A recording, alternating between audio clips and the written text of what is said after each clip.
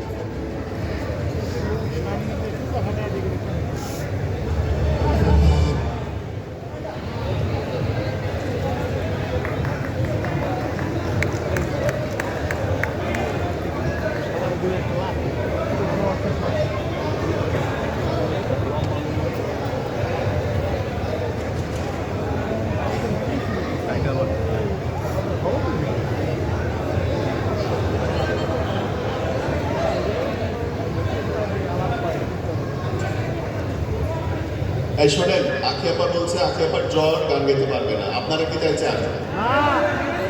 আচ্ছা, এই সংসদে কারা কারা মনে করেন আখি আপা গান গাবে, তারা হা বলেন।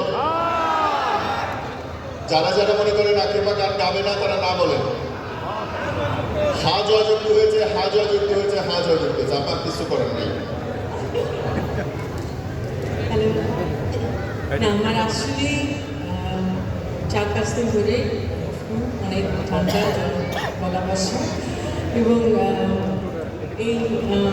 এই হানা মধ্যে যে নীরব ফেলে দিল, সেদিনই আমি একটা মিম দেখলাম যে এই হানা অপশন থেকে বার হয়ে আরেকটা অপশন থাকা উচিত, সেটা হচ্ছে তো আমার এই এতে আছে। আমি আপাতত গান গাওয়ার মতো কোনো অবস্থায় নেই। Thank you so much. আমি এই যে যাত্রা শুরু হলো এই দিনে, আমি আশা করছি ওনারা অনেক অনেক ভালো করবেন, নিজেদের প্রতিষ্ঠা করতে পারবেন এবং আমাদের সব শিল্পীদেরকে, এখন তো অভিনেত্রী আছে, শুধু পাশে দাঁড়ানো, শুধু গানের শিল্পীদের কথা বলতে পারবো না, সব শিল্পীদের পাশে থাকবেন এবং বস্তুনিষ্ঠ সংবাদ প্রচার করবেন। সবার জন্য অনেক শুভকামনা থাকবে। Thank you so much.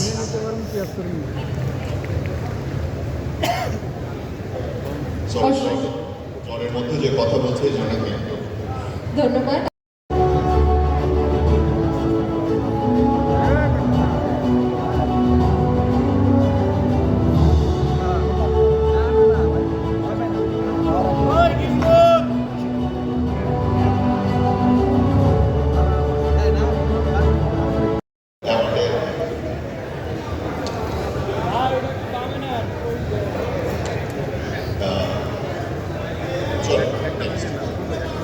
ওদেরকে অনুরোধ করবো আমাদের সাথে মঞ্চে থাকার জন্য।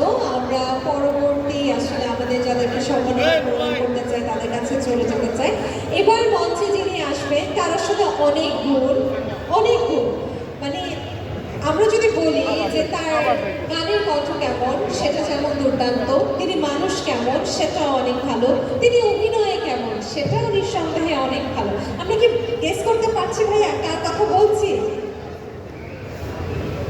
দেখো, আমি মাঝে মধ্যে বলি বিদ্যুৎ চলে গেলে আখি আলমগীরকে দাঁড় করে ওই ঘরে এখন আলো লাগবে। ওরে সুন্দর, ওরে সুন্দর, ওরে সুন্দর, আমার নজর না লাগবে। তাই না? ঠিক কইছি না? একদম ঠিক। যার সবকিছু সুন্দর পরিপাটি এবং সুন্দর, যাকে দেখলে আসলে মুগ্ধ হয়ে যায় সবাই, যার কণ্ঠে মুগ্ধ হয়ে যায় সবাই, সেই মানুষটাকে এবার মঞ্চে আমন্ত্রণ জানাতে চাই। বাংলাদেশের খুবই জনপ্রিয় একজন কণ্ঠযোদ্ধা আখি আলমগীর মঞ্চে আসার জন্য অনুরোধ করছি।